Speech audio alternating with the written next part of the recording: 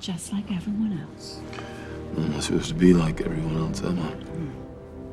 Everyone fails at who they're supposed to be, Thor. The measure of a person, of a hero, is how well they succeed at being who they are.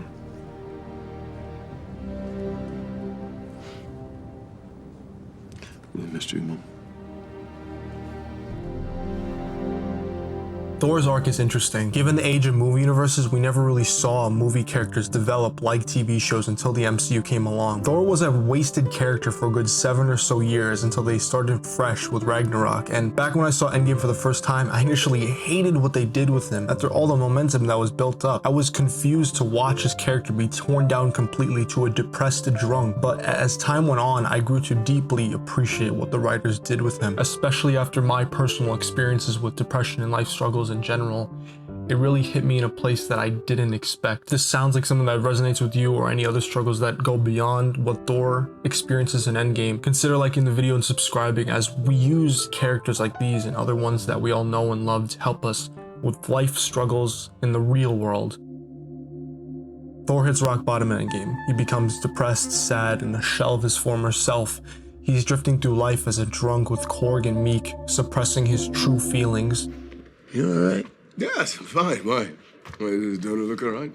You look like melted ice cream. However, he pulls himself out, and sure, he doesn't return to old form, but he begins his journey to living a happy life that we're going to see the rest of in Thor Love and Thunder. This applies to many of us right now in life, whether it's anxiety, depression, or just blues from being in quarantine for so long. We might not be doing so well, and it's become normalized and habitual. The first step to overcoming this is awareness and honesty, not suppression and distraction. Sure, this won't automatically pull you out from where you are, but it's a necessary prerequisite. Thor took the leap to emotional honesty when he reunited with his mother. It's only until we reveal ourselves fully that we can give and receive the most genuine, pure, and soul-nourishing love that we so desperately need in these times. And sometimes you know that you have to change, but you still don't. Often it's only when we hit rock bottom that we finally force ourselves to change, but it doesn't have to be that way. We are always worthy of changing and growing into the best version of ourselves right now in the present moment. After honesty, it's a matter of self-confidence and self-esteem. Now, where do we get that confidence? Well, look at Thor. When he returned to 2014 Asgard,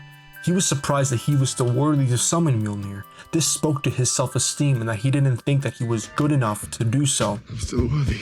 And he was wrapped up in a preconceived notion of what he should be, just like so many of us try to will ourselves to change because we don't like certain parts of ourselves. This is conditional self-acceptance as opposed to unconditional self-acceptance. And by self-acceptance, I don't mean ignoring your mistakes, wrongdoings, or any other aspects of yourself that you dislike. I mean taking responsibility for them wholeheartedly and forgiving yourself. The self-improvement world often misses this point in that it emphasizes discipline when really using discipline before acceptance is flat out punishment for your imperfections.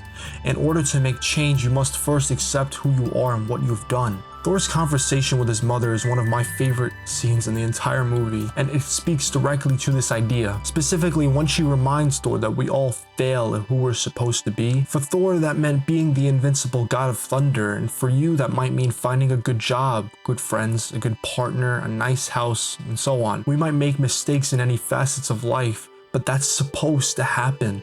Mistakes are necessary for learning and growth. Making none is a reality not possible for humans. This also speaks to the idea that progress is not a linear path. I hated Thor's arc in Endgame at first because of my preconceived notion of what he should be as a character.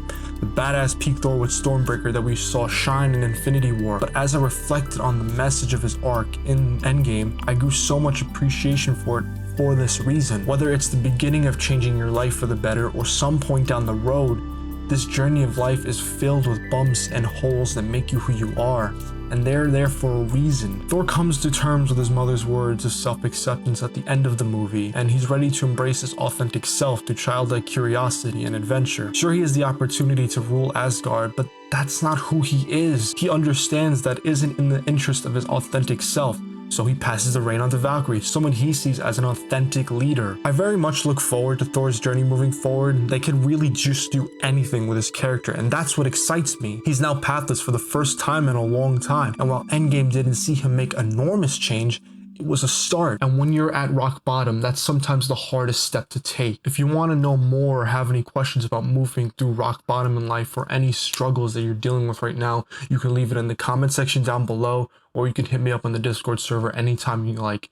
We're all there to support each other, like I always say, whether it be with meditation, self-growth, books, movies, TV, whatever it is, we're always there with great power and great responsibility always. Hope you guys enjoyed the video and stay safe.